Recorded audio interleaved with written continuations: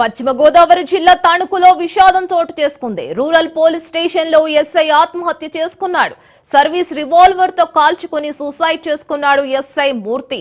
పలు ఆరోపణలతో మూర్తిని ఇటీవల సస్పెండ్ చేశారు అధికారులు. ఇక దీంతో మనస్తాపం చెందిన ఎస్ఐ మూర్తి మనస్తాపంతో పిఎస్ వచ్చి ఆత్మహత్య చేసుకున్నాడు.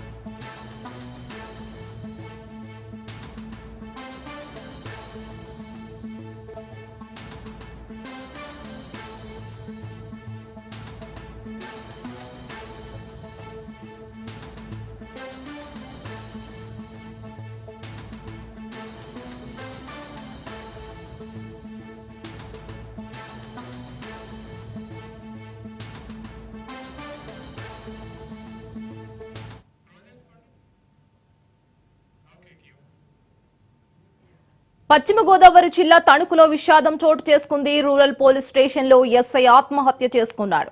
సర్వీస్ రివాల్వర్ తో కాల్చుకుని సూసైడ్ చేసుకున్నాడు ఎస్ఐ మూర్తి.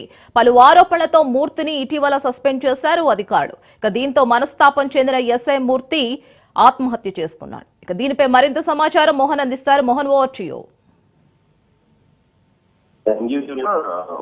రుస్కోటు ఏదైతే పశ్చిమ గోదావరి జిల్లాలో తణుకు రూరల్ ఎస్ఐగా పనిచేస్తున్నటువంటి ఎస్ఎస్ మూర్తి వయసు 38 సంవత్సరాలు.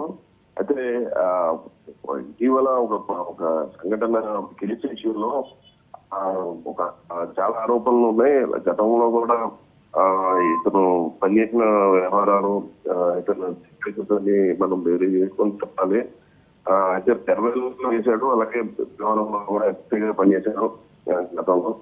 నేపథ్యంలోనే ఈ ఒక కేసులో విఆర్ కి పెట్టారు. ఇతన్ని విఆర్ కి పెట్టడం వల్ల మనస్తాపానికి గురై ఇలా పాల్పడ్డారా, ఆత్మహత్యకు పాల్పడ్డారనే దాన్ని అందరూ కూడా చెప్పబడుతున్నారు.